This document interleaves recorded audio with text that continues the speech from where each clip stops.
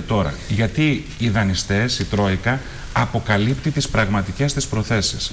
Αποκαλύπτει δηλαδή ότι αυτό που κυρίως την ενδιαφέρει, και πολύ καλά, πολύ εύστοχα το έβαλες Γιάννη και εσύ Μάριον και απάντησε πριν ο κύριος Χατζησοκράτης, αποκαλύπτεται ότι εδώ θέλει να εγκαθιδρύσει ένα συγκεκριμένο καθεστώς περί την εργασία, περί του πώς θα λειτουργεί η οικονομία και το πώς θα λειτουργεί η αγορά, που δεν έχει σε τίποτα να κάνει, εύστοχα το είπε ο κύριος Χατζησοκράτης, με το δημοσιονομικό θέμα της χώρας, το οποίο η Ρίστο εν παρόδο υποτίθεται ότι έχει λυθεί με το πρωτογενές πλεόνασμα. Το ζήτημα είναι να συγκρατήσουμε και να αυξήσουμε αυτό το πρωτογενές πλεόνασμα.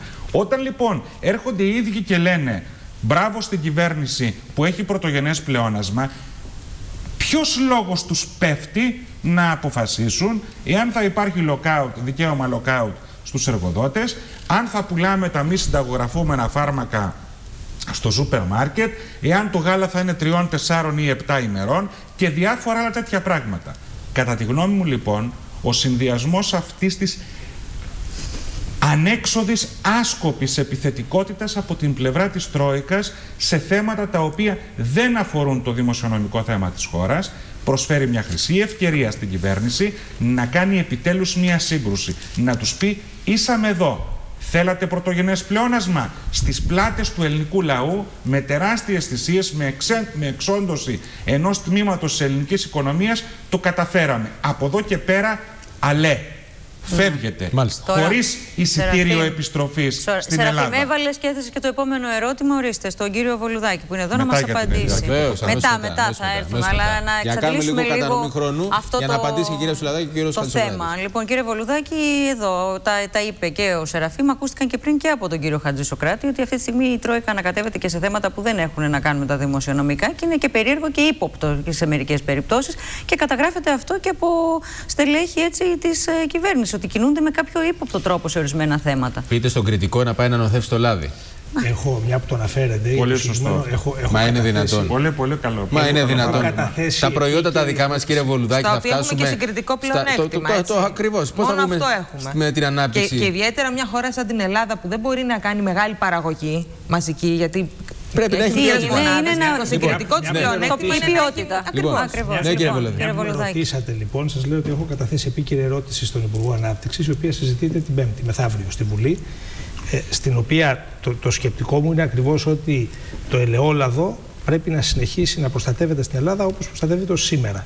Και αυτό όχι γιατί εγώ είμαι κρατιστής σε καμία περίπτωση. Πιστεύω ότι χρειάζεται η πατρίδα μας απελευθέρωση των παραγωγικών δυνάμεων, αλλά γιατί όταν έχεις ένα στρατηγικό προϊόν, αξίζει ένα κάποιο κόστος που ενδεχομένως υπάρχει, μην μπούμε στην ανάλυση, αν θέλετε να σας το πω, της προστασίας, αξίζει να το υποστείς έναντι του πολύ μεγαλύτερου ωφέλους που έχεις από το γεγονός ότι αυτό το στρατηγικό προϊόν μπορεί να το βοηθήσει να αναδειχθεί. Δεν χρειάζεται να το λέτε ενοχικά, κύριε Βολουδάκη. Δεν υπάρχει κανένα διαφωνία. Μπορείτε να πουλήσετε καμαμπέρ στα Χανιά εσείς.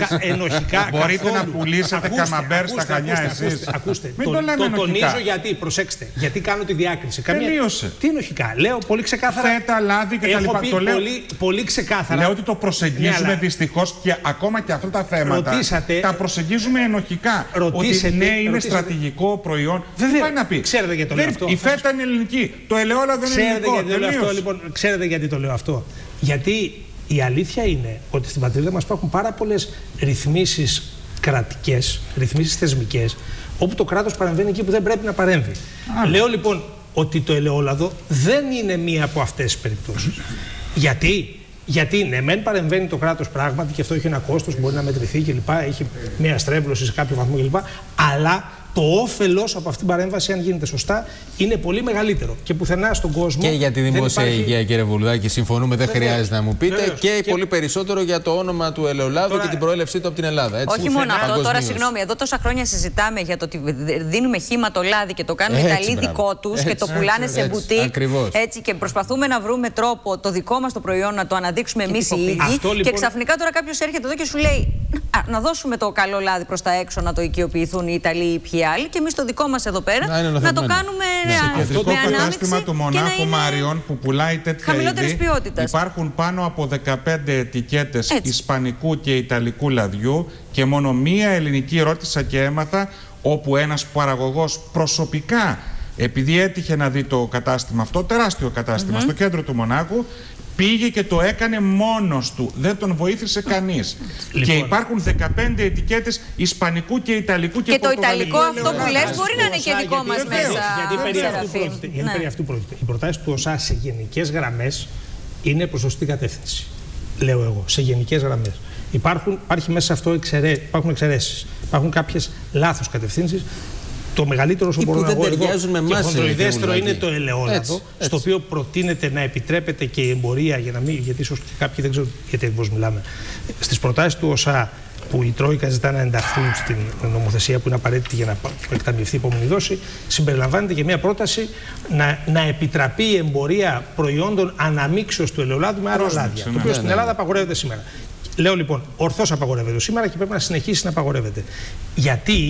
Γιατί το οικονομικό όφελος από την όποια απελευθέρωση θα ήταν μηδαμινό. Ο ίδιος ο ΟΣΑ λέει ότι δεν λέει ότι πληρώσαμε εμείς αυτή τη μελέτη. Δεν λέει ότι ο ΟΣΑ ότι αν την κάνεις αυτή την απελευθέρωση ενισχύει τον ανταγωνισμό και άρα πέφτουν τιμές. Λέει ουσιαστικά ότι θα έχει ο καταναλωτής περισσότερες ευκαιρίες, θα έχει και ένα προϊόν παραπάνω ο καταναλωτής. Αυτό δεν είναι ουσιώδες όφελος.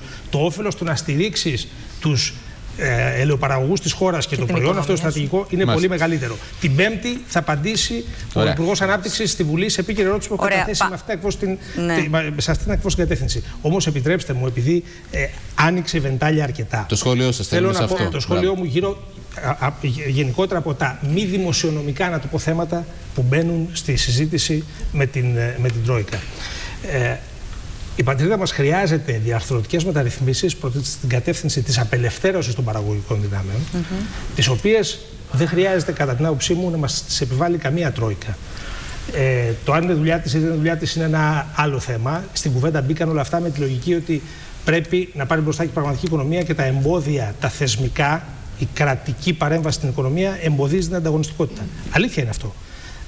Βεβαίως, πράγματι, πάρα πολλά από αυτά τα ζητήματα που συζητούνται έχουν τη διάσταση της εθνικής στρατηγικής στην οικονομία, η οποία είναι ένα καθαρά δικό μας θέμα. Σας λέω λοιπόν ότι όπως με νέα αυτοπεποίθηση αντιμετωπίστηκε, όπως είπα και νωρίτερα, το ζήτημα για παράδειγμα του προϋπολογισμού του 2014, το ζήτημα της προστασίας της πρώτης κατοικίας, κατά τον ίδιο ακριβώς τρόπο πιστεύω ότι πρέπει και είμαι βέβαιος ότι πρέπει να προσεγγιστεί και το ζήτημα της απελευθέρωσης των παραγωγικών δυνάμεων, των θεσμικών μεταρρυθμίσεων, των διαρθρωτικών στη χώρα που θα επιτρέπουν στον καθένα να παράγει και να εμπορεύεται προϊόντα και υπηρεσίες με τον τρόπο που η αγορά του δείχνει και όχι με την όποια... Όχι ως prior action όμως, κύριε Βολουδάκη. Αυτή τη στιγμή όλα αυτά... Νομίζω είπα ξεκάθαρα, αυτά είναι δικά μας θέματα. Ναι, όχι, είναι κατανοητό. Γιατί τα βάζετε πάνω στο τραπέζι τη συζήτηση με την Τρόικα? Δεν τα βάλαμε. Οι υπουργοί σας τα βάζουν. Ο κύριος Τουρνάρας τα βάζει. Δηλαδή, κύριε Βολουδάκη, θα βοηθηθούν οι φαρμακοποιοί... Μισό λεπτό, Σεραφείμ. Εδώ τα φάρμακα, το γάλα και αυτό, τα θεωρούν προαπαιτούμενα για το αν θα πάρουμε τη δόση, την οποία θα της δώσουμε πίσω για τα ομόλογα που λείπουν. Διορθώνω απλώς την τοποθέτησή σας. Κύριε Βολουδάκη, θα βοηθηθεί το επάγγελμα του φαρμακοποιού με το περαιτέρω άνοιγμα που ζητάνε οι Τροικανοί αυτή τη στιγμή? Δηλαδή, άνοιξαν τα φαρμακεία, έχουμε σε κάθε πολυκατοικία και ένα φαρμακείο. Και τώρα λένε ότι κλείνουν. Εγώ δεν ξέρω πώς σκέφτονται ή γιατί το ζητάει η Τρόικα ή οποιοδήποτε άλλος. Αυτό που ξέρω είναι ότι πράγματι στην πατρίδα μας χρειάζεται άρση πολλών εμποδίων στην αγορά. Δεν γίνεται αυτό βεβαίως για να βοηθήσει την οποιαδήποτε επαγγελματική κατηγορία. Θα ήταν υποκριτικό να το πει κανείς αυτό. Η άρση που χρειάζεται να γίνει στο μέτρο πρέπει να γίνει, γιατί πρέπει να είμαστε προσεκτικοί σε μια κατάσταση κρίσης όπως τώρα.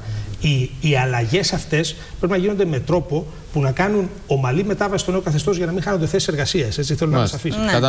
Αλλά όμως θα ήταν υποκριτικό να πει κανείς ότι, για παράδειγμα, μια άρση εμποδίων γύρω από τη λειτουργία των φαρμακείων ότι γίνεται για να βοηθήσει τους φαρμακοποιούς. Δεν γίνεται για να βοηθήσει τους φαρμακοποιούς. Δηλαδή, γίνεται για να κάνει ανταγωνιστικότερη την αγορά. Σε όλα τα φαρμακεία που ανοίγουν. Γίνεται για να κάνει ανταγωνιστικότερη την αγορά, ξαναλέω, και φθηνότερα τα προϊόντα για τους πολίτες.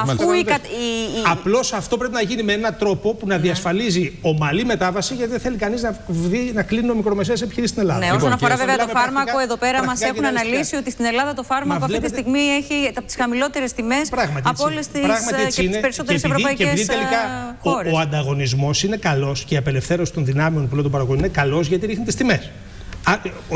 Εκεί που οι τιμές είναι ήδη χαμηλές, πρέπει κανείς να δει. Δεν συζητάμε να πουλούν τα φάρμακα εκτός φαρμακείων. Αλλά ούτως ή άλλως, όπως ήταν η κυρία Σουλαδάκη, ούτως ή άλλως ξέρετε ότι η θέση της κυβέρνησης είναι ότι και τα μη συνταγογραφούμενα φάρμακα, τα μη υποχρεωτικώς συνταγογραφούμενα φάρμακα, στα φαρμακεία θα λοιπόν, κυρία Σουλαδάκη, λοιπόν, μη σκιαμαχούμε. Μην βλέπουμε χειρότερα τα πράγματα. Όχι. Και το θέσατε σε σωστή βάση, κύριε Παπολουδάκη. Θέλω, κυρία Σουλαδάκη και κύριε Χατζησοκράτη, ένα πρώτο σχόλιο σε αυτά τα οποία είπε ο Σεράφιμ Κοντρότσης, ο οποίος θα ολοκληρώσει για το θέμα της ελιάς και για τον τρίτο πόλο, υποθέτω, Σεράφιμ Κοντρότσης. Σχετικά με τον κύριο Σούλτς. Για να το κλείσουμε αυτό. Εντάξει, οι ιδανικές καταστάσεις με μεγάλων επαναστατών που θα μπουν μπροστά στο λαϊκό κίνημα δεν υπάρχουν πλέον. Από εκεί και πέρα όμως, αυτή τη στιγμή στην Ευρώπη, οι ευρωεκλογές που έρχονται είναι πάρα πολύ σημαντικές. Καλώς ή κακώς, οι σοσιαλδημοκράτες προηγούνται βραχία κεφαλή αυτή τη στιγμή στις δημοσκοπήσεις και θέλουν να επιφέρουν κάποιες αλλαγές. Ο Σούλτς, βεβαίως, και η γερμανική σοσιαλδημοκρατία δεν είναι αυτό που μπορεί κάποιοι να περίμεναν, αλλά ο ίδιος αυτή τη στιγμή κατεβαίνει ως Ευρωπαίος υποψήφιος, όχι ως Γερμανός. Έτσι να το ξεκαθαρίζουμε.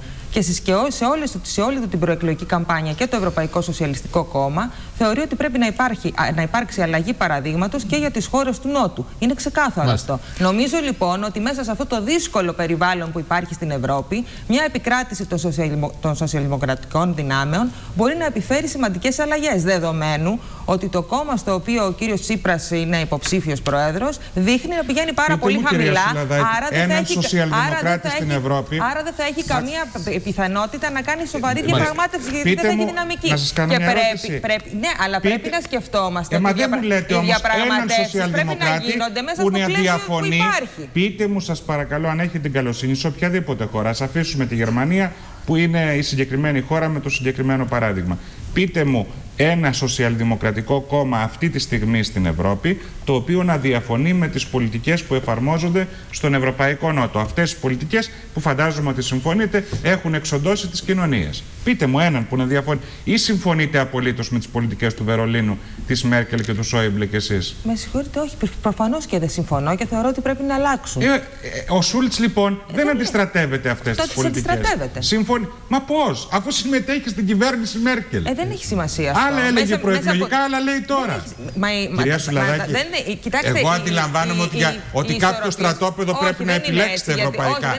Δεν μπορείτε να πάτε ούτε με τον Φέρμ, όλες οι πολιτικές γίνονται βάσει των συγκεκριμένων συσχετισμών και του που ζούμε. Θα μπορούσαμε να ζούμε και σε έναν ιδανικό κόσμο. Όμως αυτόν τον κόσμο που ζούμε τώρα, με αυτές τις δυνάμεις που υπάρχουν στην Ευρώπη, που υπάρχει μια συντηρητική Ευρώπη και με το φάντασμα των ευρωσκεπτικιστών και ακροδεξιών δυνάμεων που βλέπουν να υπάρχουν στην Ευρώπη, νομίζω. Αυτές οι πολιτικές ενισχύουν τον ευρωαρμονισμό. Αν μπορείτε, αλλά δεν μπορούμε να ζούμε και να λέμε ότι δεν μπορούμε να κάνουμε τίποτα. Ποιος θα φέρει την αλλαγή, δηλαδή? Εσείς μπορείτε να μου πείτε ποια είναι μια ιδανική κατάσταση, για να καταλάβω. Εγώ μπορώ να πω κάποια πράγματα, αλλά δεν έχουμε χρόνο. Αλλά μην απαντάτε στην ερώτηση. Όχι, μια χαρά απάντησα. Λέω ότι στο πλαίσιο της Ευρώπης που υπάρχει τώρα, οι σοσιαλδημοκράτες παρά τα προβλήματα. Θα παρακαλέσω τον Σεραφείμ. Πολύ γρήγορο σχόλιο για την ελιά, έτσι όπως έχει εξελιχθεί με τη διαφωνία του πρώην Πρωθυπουργού, τον τρίτο πόλο που είδαμε χθες και το δημοσκοπικό ποτάμι. Η πρώτη απορία που είχα τώρα, όλες αυτές τις μέρες που τα παρακολουθώ αυτά τα πράγματα και έχω κουβεντιάσει με πάρα πολλούς ανθρώπους, είναι βγαίνοντας από τη Νέα Δημοκρατία ή βγαίνοντας από το ΣΥΡΙΖΑ, προς τα δεξιά από το ΣΥΡΙΖΑ και προς τα αριστερά από τη Νέα Δημοκρατία, με ποια σειρά πρέπει να κατατάξουμε τα κόμματα αυτά. Δηλαδή, βγαίνοντας δεξιά από τη Νέα Δημοκρατία, πέφτουμε πρώτα πάνω στο ΠΑΣΟΚ, στη ΔΙΜΑΡ, στην ΕΛΙΑ. Καταλαβαίνετε. Στη ΔΙΜΑΡ, δεν θέλω να πω. Σεραφείμ, πέφτει στη ΔΙΜΑΡ. Αστεία, όχι στο ΠΑΣΟΚ. Εντάξει. Λοιπόν, τώρα να πω το εξής. Εδώ έχουμε να κάνουμε με την αποθέωση του πολιτικού μάρκετινγκ. Δυστυχώς, ίσως είμαι λίγο αυστηρός, λίγο σκληρός, αλλά νομίζω ότι πρέπει να υποθούν κάποια πράγματα. Και η ελιά και το ποτάμι είναι προϊόντα ανάγκης, για να μην πω προϊόντα πολιτικής επιβίωσης, συστημάτων, υποσυστημάτων εξουσίας και προσώπων. Δηλαδή, βλέπω την ελιά. Εγώ θεωρώ ότι είναι ένα πολύ ενδιαφέρον πείραμα, μάλλον θα ήταν ένα πολύ ενδιαφέρον πείραμα πριν από 5 ή 10 χρόνια. Ακόμα από την εποχή του Σιμίτη που μας μιλούσε για τη μεγάλη κεντροαριστερά, την οποία ποτέ δεν έκανε. Έτσι δεν είναι, αγαπητέ μου Δημήτρη? Ποτέ δεν έκανε. Ήταν αρνητικότητας επί της ουσίας. Από το 1996 μέχρι το 2000 είχε σηκώσει τη σημαία της μεγάλης κεντροαριστεράς, δεν υλοποίησε ποτέ. Το αντίθετο. Θωρακίστηκε, περιχαρακώθηκε σε κλειστά συστήματα παλιάς πασογικής εξουσίας. Σήμερα λοιπόν τι είναι η ελιά? Με βάση αυτά που βλέπουμε, η ελιά είναι το ΠΑΣΟΚ και 2 πρώην υπουργοί του ΠΑΣΟΚ. Δηλαδή, είναι το ΠΑΣΟΚ, ό,τι έχει μείνει από το ΠΑΣΟΚ, είναι ο κύριος Ανδρέας Λοβέρδος και ο κύριος Ηλίας Μόσχαλος. Συμμετέχουν και κάποιες άλλες προς ώρας, ναι. Λέμε άνθρωποι και πολιτικά πρόσωπα, κυρία Σουλαδάκη, που να έχουν ερίσματα υπαρκτά στο εκλογικό σώμα. Πιθανώς να αποδειχθεί στην πορεία ότι και αυτοί που λέτε εσείς, που δεν τους έχω στο μυαλό μου εγώ, κάποιοι καθηγητές κτλ., να έχουν και αυτοί κάποια ερίσματα. Ναι, λέμε σαν σχήματα. Ερίσματα στην κοινωνία πλέον έχουν οι νέοι άνθρωποι. Ναι, δεν διαφωνώ. Ξέρετε όμως πολύ καλά ότι στις ηλικίες που περιγράφετε, οι δημοσκοπήσεις σας δίνουν κάτω από το όριο εισόδου στη Βουλή. Και όπως εσείς τα ξέρετε, και όπως έχουν πει επίσης οι δημοσκόποι, στη συγκεκριμένη φάση, ο τρόπος που γίνονται οι δημοσκοπήσεις, και χτες μάλιστα το άκουγα στον.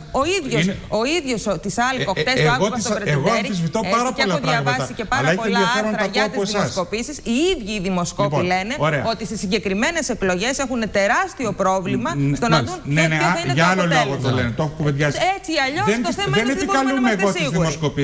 Εγώ χαίρομαι που τις αμφισβητείτε τις δημοσκοπήσεις. Δεν τις αμφισβητώ. Λέω ότι όμως στην παρούσα φάση έχουν και οι ίδιοι δημοσκόποι μια δυσκολία. Παλιά που είχαν τα 40 στις δημοσκοπήσεις. Και η δυσκολία έγκυται στο γεγονός ότι ο κόσμος δεν θέλει πια να απαντά. Οι ίδιοι λένε ότι δεν απαντάνε. Οι ίδιοι οι δημοσκόποι το λένε, δεν το λέω εγώ. Άλλο λένε οι δημοσκόποι, κυρία Σουλαδάκη. Ξέρω πολύ καλά τη δημοσκόπη. Επειδή ξέρω κι εγώ πάρα πολύ καλά 25 χρόνια δημοσκοπήσεις, οι δημοσκόποι λένε για αυτούς που δεν σηκώνουν, που δεν απαντούν στα ερωτήματα. Που παίζει τεράστιο ρόλο στο τελικό αποτέλεσμα.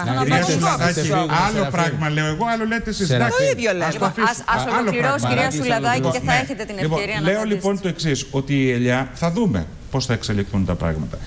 Αυτή τη στιγμή εγώ αυτό που περιμένω από την ελιά, βλέποντας έτσι αυτό το σχήμα πολιτικού μάρκετινγκ όπως μέχρι τώρα προσδιορίζεται, είναι να μας πει τι καινούριο κομίζει πολιτικά. Γιατί όταν το βασικό σκέλος της ελιάς, που είναι το ΠΑΣΟΚ, συγκυβερνά με τη Νέα Δημοκρατία, άρα υποστηρίζει αυτές τις πολιτικές, δικαιούμαι να εικάσω, ο ψηφοφόρος, ο αφελής, ο ανυποψίαστος, ο καθημερινός άνθρωπος, δικαιούται να εικάσει ότι αυτό το σχήμα της ελιάς ουσιαστικά εκπροσωπεί την πολιτική όπως εφαρμόζεται αυτή τη στιγμή από την κυβέρνηση. Ένα είναι αυτό.